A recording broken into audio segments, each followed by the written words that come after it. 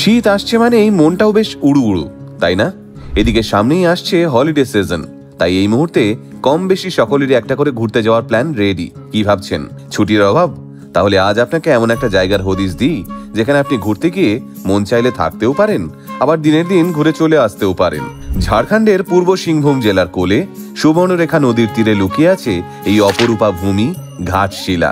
নামের মধ্যেই যেন লুকিয়ে রয়েছে তার অর্থ, পাহাড়ি ঘাট আর প্রাকৃতিক শোভায় ভরপুর এক আশ্রয়। কলকাতা থেকে প্রায় 241 কিলোমিটার দূরে এই ছোট্ট পাহাড়ি শহরটি বরাবরই ভ্রমণপ্রিয় মানুষের কাছে বড্ড পছন্দের জায়গা। এখানকার সবুজ বন, নীলচে পাহাড়, ঝর্ণার কলকল ধ্বনি আর সুবর্ণরেখার ঝিলমিলে জলে যেন এক অন্যরকম মাদকতা লুকিয়ে রয়েছে। রবি ঠাকুর যেমন শান্তিনিকেতনে শান্তি খুঁজেছিলেন, তেমনি সাহিত্যিক বিভূতিভূষণ বন্দ্যোপাধ্যায় পেয়েছিলেন ঘাটশিলায় তার প্রেরণার ঠিকানা। এই ঘাটশিলার অন্যতম জনপ্রিয় নদীগুলোর মধ্যে একটা সুবর্ণরেখা নদী। এই সুবর্ণরেখা নদী নিয়েও কিন্তু একটা স্থানীয় উপকথা প্রচলিত আছে, জানেন? শোনা যায় এই সুবর্ণরেখা নদীর চরে নাকি একটা সময় অনেক সোনা পাওয়া গেছিল। স্থানীয়রা বিশ্বাস করেন এই নদীর জলেও নাকি সোনা মিশে রয়েছে, তাই এই নদীর সোনা ধোয়া জল নাকি মানুষের শরীরের জন্য খুবই উপকারী। তাই ঘাটশিলা বেড়াতে গিয়ে অবশ্যই এই নদীর পাশে গিয়ে দুদণ্ড দাঁড়াবেন, দেখবেন আপনার জীবনের সমস্ত ক্লান্তি যেন এক নিমেষে ধুয়ে গেছে এই নদীর বয়ে যাওয়ার শব্দে। এছাড়াও দেখবেন ফুলডুঙরি পাহাড় এবং বুরুডি লেক, পাহাড়ে ঘেরা নীলচে এক জলাশয় এই বুরুডি লেক, যেখানে নৌকা ভ্রমণ করলে মনে হবে সময় থমকে গেছে। আবার বুরুডি লেক থেকে কিছুটা এগোলেই দেখবেন বাসাদেরা গ্রাম। এই গ্রামে যাওয়ার পথটিও কিন্তু বেশ অ্যাডভেঞ্চারাস। গ্রামের মধ্যে দিয়ে মাঠ পেরিয়ে অরণ্যের বুক চিরে তৈরি হয়ে গিয়েছে এগিয়ে যাওয়ার রাস্তা। এই জায়গাতে আবার মানুষের আনাগোনা কম, তাই জায়গাটি অদ্ভুতভাবে নিস্তব্ধ।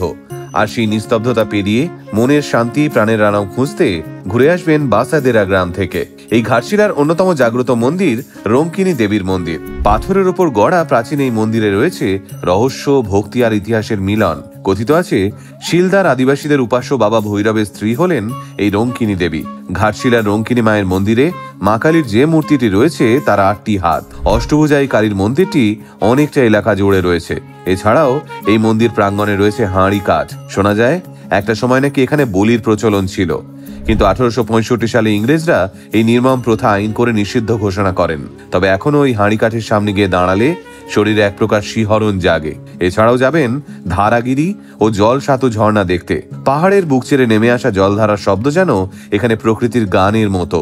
এছাড়াও রয়েছে ডিমনা লেক। সূর্যাস্তের লাল আলোয় যখন লেকের জলের রং বদলায় তখন মনে হবে এই দৃশ্যই হয়তো গল্প হয়ে জন্ম নিয়েছে বিভূতিভূষণের কলমে। এছাড়াও রয়েছে গালুডি ড্যাম। ঘাটশিলার কাছে গালুডি একটা ছোট্ট শহর। স্টেশন থেকে 10 কিলোমিটার দূরে সুবর্ণরেখা নদীতে বাঁধ দিয়ে এই জায়গাটি তৈরি করা হয়েছে। আর ঘাটশিলা গেলে অবশ্যই দেখে আসবেন অপু দুর্গার স্রষ্টা বিভূতিভূষণ বন্দ্যোপাধ্যায়ের বাড়ি গৌরীকুঞ্জ, কারণ এখানে জীবনের শেষ 20টা বছর কাটিয়েছিলেন সাহিত্যিক বিভূতিভূষণ বন্দ্যোপাধ্যায়। শুনলে অবাক হবেন, পথের পাঁচালী, আরণ্যক, চাঁদের পাহাড়ের সমস্ত কালজয়ী সাহিত্য এই ঘাটশিলায় বসে লিখেছিলেন তিনি। তাই গোটা ঘাটশিলা জুড়ে অসংখ্য ভালো ভালো জায়গা রয়েছে, যেখানে গিয়ে দাঁড়ালে এই ব্যস্ততম জীবনের ফাঁকে এক মুঠো প্রাণ ভরা শ্বাস নিয়ে ফিরবেন আপনি। তাই সামনেই কোনো একটা উইকেন্ড দেখে ঝটপট একটা ঘাটশিলার প্ল্যান বানিয়ে ফেলুন। আর যারা ঘুরে এসেছেন ইতিমধ্যেই, তারা অবশ্যই আপনাদের অভিজ্ঞতা আমাদের জানাতে ভুলবেন না কিন্তু।